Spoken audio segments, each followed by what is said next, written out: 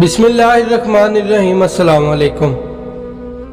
میں یاسر شاہد امید کرتا ہوں آپ سب خیریت سے ہوں گے، مگر اس وقت کچھ ایسا معلوم ہوا کہ میری آواز کھو گئی ہے۔ میرا دل تو کچھ کہہ رہا تھا اور زبان کچھ اور۔ اس کے باوجود بھی مجھ کو یقین تھا کہ وہ ہرگز برا نہ مانے گی۔ مجھ کو یقین تھا کہ وہ اور میں ایک ہیں اور میرے جذبات اور احساس کو محسوس کر لیتی ہے۔ میں نے بات بنانی چاہی اور لیلا سے کہا، گیا ہوں جب اپنا ہی جوڑا نکل، کہاں کی ربائی کہاں کی غزل۔ اس پر ایک صاحب نے جملہ کسا، اچھا آپ عشق میں مبتلا ہیں۔ اس کے بعد اس نے میری طرف مڑ کے بھی نہ دیکھا، اور جب سب کھانے کے لیے بیٹھے تو اس نے پہلے ہی سے اعلان کیا، میری جگہ یہ ہے، اور مجھ سے بہت دور میز کے دوسرے سرے پر بیٹھ گئی۔ یہ اعلان صرف میرے لیے نہ تھا، بلکہ سارے مجموعے کو بتانے کے لیے کہ اب مجھ سے قطع تعلق ہو گیا ہے۔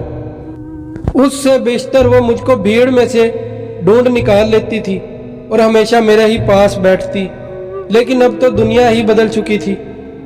میرا دم گھٹنے لگا، لوگوں سے وحشت ہونے لگی، میرے پیر بوجھل ہو گئے، میری نگاہ درد سے اس کے چہرے پر جم گئی۔ میں بے وقوفوں کی سی باتیں کر رہا تھا اور میرا راز سب کو معلوم ہو گیا۔ پر عشق میں نہ تو پندار باقی رہتا ہے، نہ عزت و خودداری۔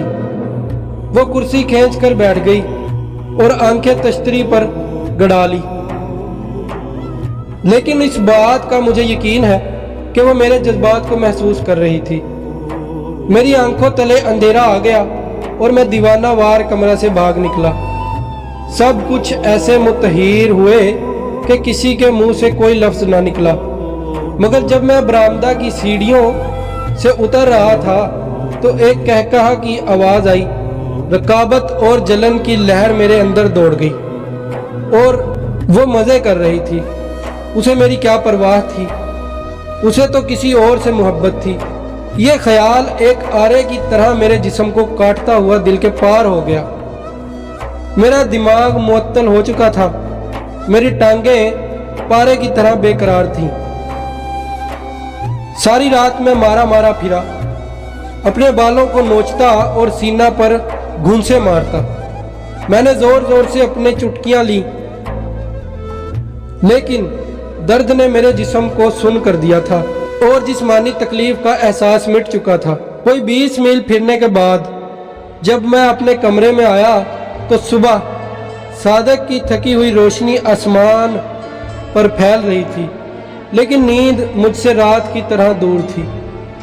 دل کی جگہ میرے سینے میں ایک لادوا درد تھا۔ یہی جی چاہتا تھا کہ نشتر سے اسے اور مٹھی میں بھینچ کر سب احساس نچوڑ ڈالوں۔ درد ایک پھوڑے کی طرح لپ لپ کر رہا تھا۔ میری نگاہ قلم تراش پر پڑی۔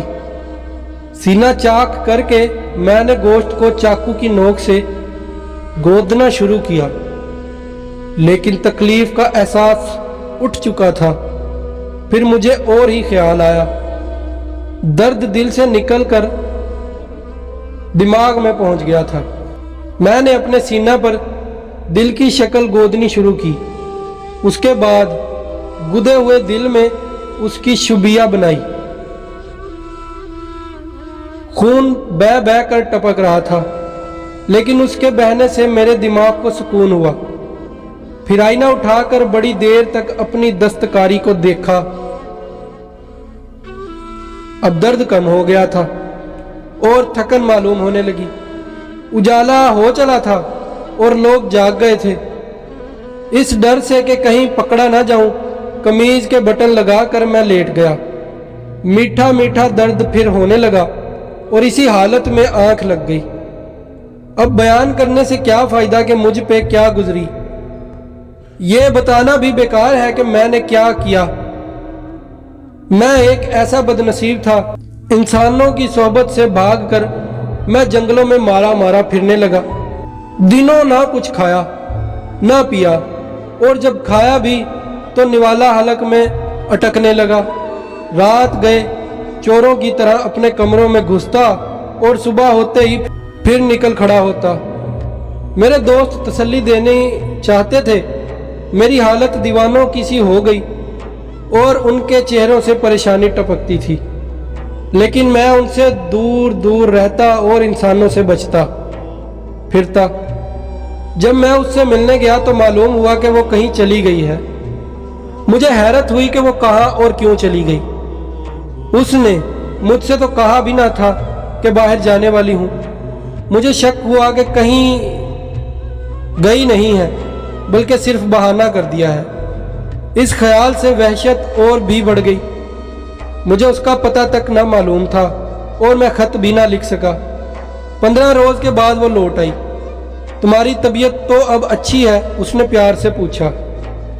मेरी बीमारी का हाल उसे क्यों कर मालूम हुआ, लेकिन फिर ख्याल आया कि ये बात तो उसी रात को मेरे चेहरा से जाहिर होगी, या शायद किसी ने उसको मेरी दास्तान कह सुनाई हो।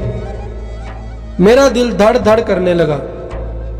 उसके साथ ही साथ खुशी का भी एहसास हुआ। उसको ये तो मालूम हो गया कि मैंने क्या क्या मुसीबतें उठाई। शायद उसी से उसका दिल पसीज जाए और वो मुझसे मोहब्बत करने लगे।